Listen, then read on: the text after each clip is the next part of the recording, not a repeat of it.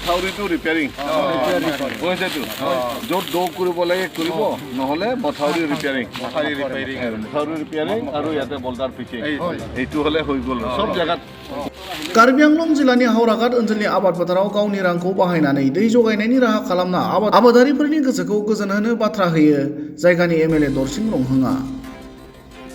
हावराघाट विधानसभा बियाबनि एमएलए दरसिं रंहांआ आबादारिफोरनि गोसोआव रंजाखांनाय लाबोनो थाखाय गावनो आबादारिफोरनि खाथियाव नुजाथिनानै हावराघाट ओनसोलनि आबाद फोथाराव दै जगायनायनि राहा खालामनानै होनो खौरां बिजोंनि गेजेरजों रादाय होयो। जायगानि एमएलए बिथाङा बेफोरबायदि रादाय होनायाव गरखिया पुखुरी दक्षिण दिघलिपार आरो हावराघाट ओनसोलनि गोबां गामिनि आबादारिफोरा गोसोआव गोजोननाय फोरमायो। সকলোৱে দীঘল পানী নদী বুলি কয় কিন্তু কাৰ্বি ভাষাত দিকয় পি বুলি কয়।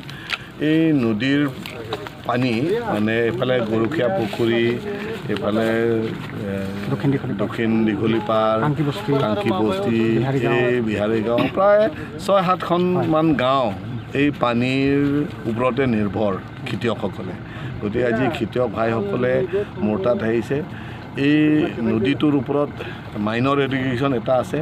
সেই মাইনৰ ইৰিগেশ্যন হেডৱৰ্কটো বৰ্তমান ভাল আছে বুলি ক'ব লাগিব কিন্তু কেনেলবিলাক চেমেণ্ট কেনেলবিলাক যিটো হেডৱৰ্কৰ ওচৰত যিবোৰ চেমেণ্ট কেনেল আছে সেই চেমেণ্ট কেনেলবিলাক খহি পৰিছে যাৰ বাবদ মানে মেইন কেনেলত পানী যোৱাটো কষ্ট হৈছে আৰু খেতিয়কসকলে পানী পোৱাৰ অলপ অসুবিধা হৈছে।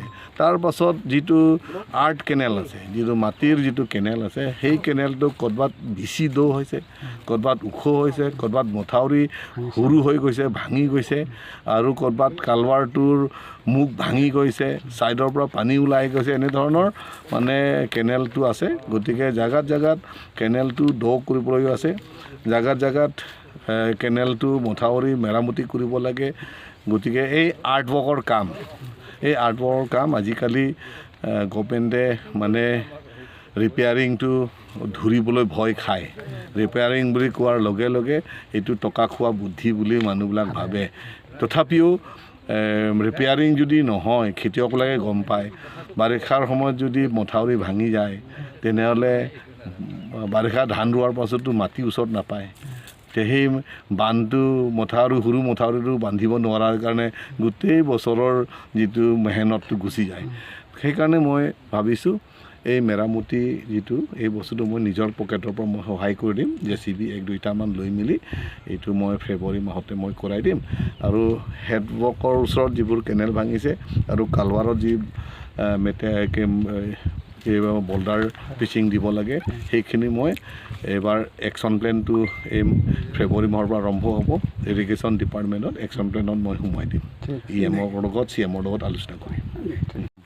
হাওৰাঘাট সমষ্টিৰ MLA মহোদয় আহি পেলাই আমাৰ এই যিটো কেনেল আছে চুইচ গেটৰ পৰা পৰিদৰ্শন কৰিলেহি।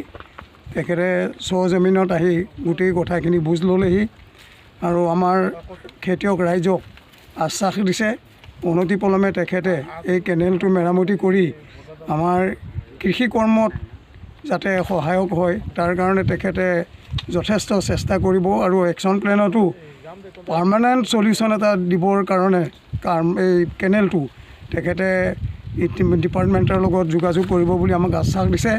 আমি মহোদয়ক আমাৰ এই অঞ্চলৰ খেতিয়ক ৰাইজৰ হৈ আমি ধন্যবাদ জ্ঞাপন কৰিছোঁ আৰু আশা কৰিছোঁ আমাৰ খুব সোনকালে খেতিৰ আগে আগে এই কেনেলৰ কামখিনি কৰি মেলি দি যাতে আমাক উপকৃত কৰে সেইটোকে আমি খেতিয়ক ৰাইজে আমি আশাৰে বাট চাই আছোঁ আৰু তেখেতক আমি অশেষ ধন্যবাদ জ্ঞাপন কৰিছোঁ।